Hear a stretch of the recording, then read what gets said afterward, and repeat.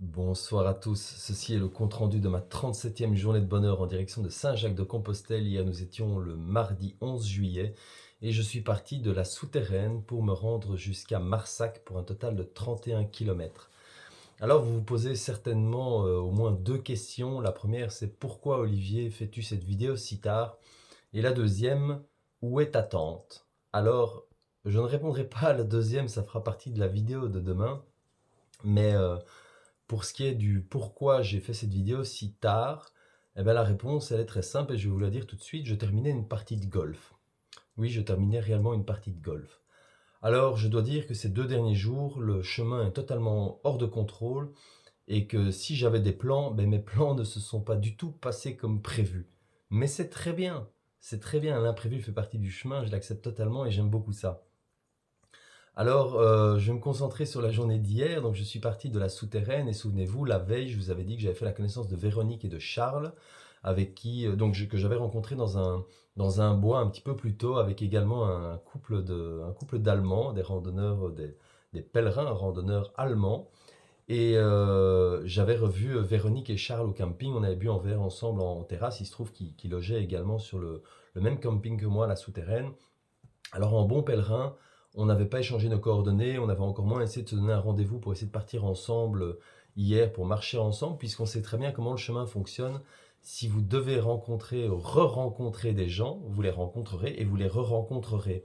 Donc on jouait le jeu et on s'est dit que si il était question qu'on devait marcher un bout de chemin ensemble, ça se ferait tout seul. Il ne s'agissait pas de se fixer un rendez-vous au matin pour le faire. Donc on a joué le jeu.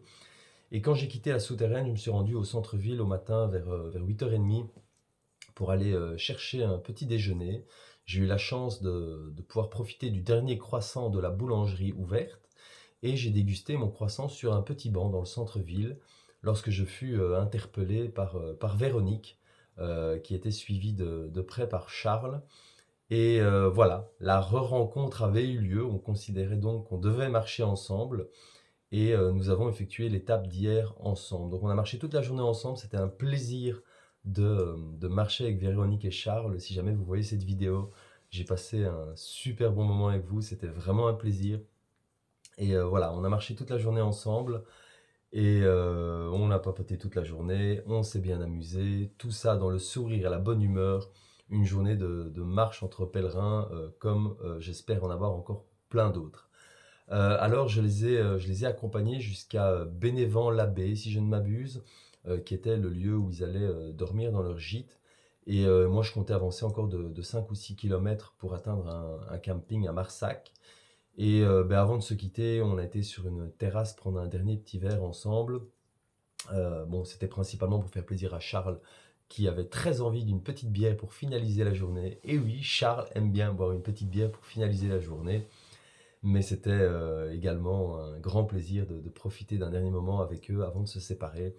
Et je dois dire que comme ça arrive très souvent, les séparations pour moi sont dures. Et après avoir passé une journée avec eux, on est tellement ouvert lorsqu'on vit ce genre de rencontres sur le chemin qu'à la fin d'une journée de marche ensemble, on a l'impression qu'on se connaît depuis bien plus longtemps. Et quand il était question de se quitter, ça m'a fait de nouveau un peu bizarre et ça va très vite. On passe toute la journée ensemble, on passe un bon moment, on boit un verre ensemble et puis au moment de dire au revoir, ben on dit au revoir, on passe le coin d'une rue et c'est fini. Et dans mon cas, je me retrouve tout seul. Ça fait bizarre à chaque fois, mais j'ai passé un incroyable moment avec eux et je ne peux que penser au fait que que les rencontres qui ont lieu pour l'instant n'auraient pas pu avoir lieu si je ne m'étais pas blessé, si je n'étais pas resté presque 4 jours immobile entre Aiguzon et Crozant. Et je ne regrette bien sûr pas. Déjà à l'époque, il y a quelques jours, je veux dire, je ne le prenais pas mal du tout, le fait d'avoir dû ralentir. Mais je savais aussi que ce ralentissement allait avoir un impact sur mes rencontres. Et là, ça a été de plein fouet parce que du coup, je ne vous raconte qu'une partie. Mais dans les grandes lignes, il se passe que quand on circule sur les chemins de Compostelle, plus ou moins sur les mêmes segments, on rencontre des pèlerins, mais ces pèlerins ont rencontré d'autres pèlerins que nous-mêmes on a rencontrés. Et à un moment, tout le monde parle de tout le monde, et donc parfois on connaît des gens qui sont sur le même chemin que nous, peut-être un jour de marche devant, un jour de marche derrière, mais on les a jamais vus. Et c'est vraiment très amusant de de voir le chemin qui joue avec nous, puisque le chemin nous organise des rencontres et des re-rencontres, et c'est vraiment très amusant.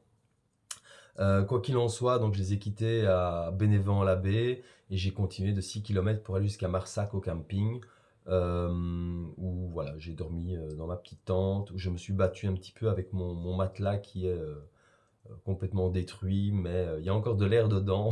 C'est à peu près tout ce qu'il fait encore. Il y a de l'air, il a plus du tout la forme d'un matelas de camping, mais il y a de l'air dedans.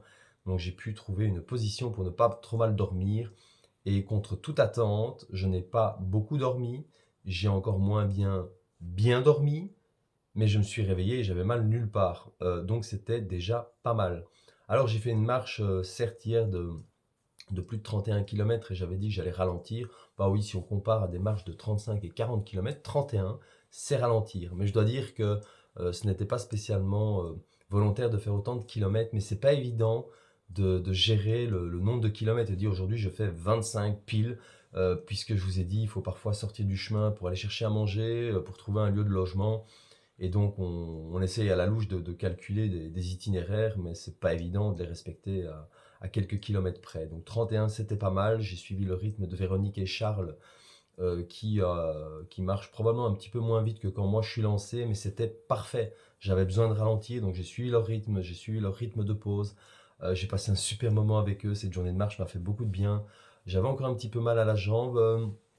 Hier, ça je peux déjà le dire, la marche d'aujourd'hui, j'ai ressenti aucune douleur. Je sens que ma jambe n'est pas réparée à 100%, je dois encore faire attention, mais je sens bien dans la marche d'aujourd'hui, j'ai bien senti dans la marche d'aujourd'hui que je n'avais plus de douleur. Donc c'était déjà pas mal du tout. Donc voilà, c'était un petit peu la journée d'hier, donc cette rencontre avec Véronique et Charles, une journée de marche avec eux, et une journée vraiment, vraiment, vraiment bonne, et ce genre de journée qu'on n'oublie pas. Alors j'avais discuté avec mes compagnonnes de voyage et pèlerines, Vera et Elisabeth, il y a quelques semaines, et elles m'avaient dit: «Oh, mais tu vas nous oublier rapidement, tu vas rencontrer d'autres gens.» Alors oui, sur le chemin, on rencontre plein de gens, mais je vous assure, s'il y a bien quelque chose qui ne se passe pas, c'est oublier les gens qu'on rencontre depuis les premiers lieux où on m'a hébergé dans les premiers jours du mois de juin quand je suis parti de Bruxelles jusqu'à aujourd'hui, tous les pèlerins que j'ai rencontrés, tous les gens avec qui j'ai partagé un moment sur le chemin, je vous assure, je pense à vous tous tout le temps. Je n'oublie absolument personne et c'est la diversité et la richesse de ces échanges qui font que ce chemin est aussi incroyable. Voilà, c'est vraiment que du bonheur et même s'il y a des imprévus comme mon matelas, eh ben, tant pis, voilà, c'est comme ça. Il faut trouver des solutions, on s'arrête pas aux imprévus, aux événements négatifs comme je vous en ai parlé il y a quelques jours. Et on continue, c'est le chemin, c'est comme ça, on garde le sourire et je dois dire que le sourire, je ne le perds pas. Et chaque journée est encore presque plus belle que la précédente et pourtant elles sont juste toutes magnifiques, mais plus elles s'accumulent, plus on se dit mais c'est un rêve, c'est pas possible, tout se passe tellement bien.